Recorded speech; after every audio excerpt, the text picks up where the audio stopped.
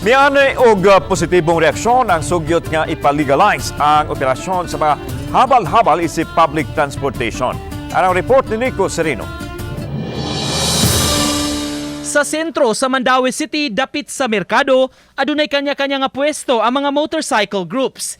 Depende sa ilang grupo sila mo pahimutang aron adto mo pick up og mga pasahero. Sa pag-standby nila na hisgutan ang mga developments karon sa kauluhan kabahin sa sugyot sa pagpa-legalize sa operasyon sa mga motor nga luwas o komportable nga mode of transportation.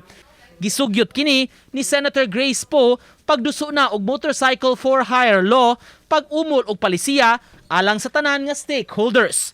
Sa mga nahinabi namo nga mga riders, uyon ra sila niini. Dili legalize ang habal-habal, humok kami sa LTO. Dakpon gud mi kay di man illegal man, di man legal. Kami uyon mi ana. Dili na maglisod-lisod og pangitag kuan. Kanang pangitag kwarta. Kay og bakasud gawas ang habal-habal ba. Labi na sa bukid. Numero 1 yung naggawas sa una. Ang habal-habal gid. Bisan kining delivery rider, gusto sab nga mapatuman kini. Kasagaran kuno sa iyang biyahe paghatod man og mga butang apan may higayon sab gyud nga tawo o pasahero ang iyang karga.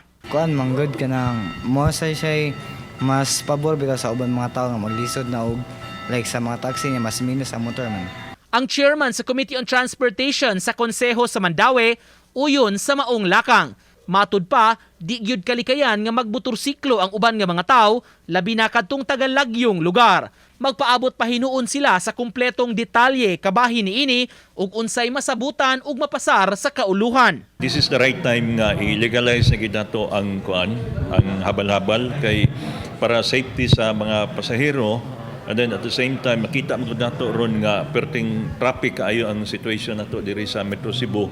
So, makuan kayo, makatabang kayo. Samtang ang mga pasahero sa mga motorsiklo ug habal-habal nga among nahinabi, uyon rasab sa maong suhestyon. Matud pa, makabenepisyo sila kung kini mabalaod ug mapatuman. Dili traffic. So sayon na. Sayon ra. Okay ra sir, basta kompleto o papilis.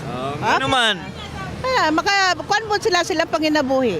Uban ni Edward Tubilan ug Godfrey Relien, Nico Sereno. Balitang Bisdak.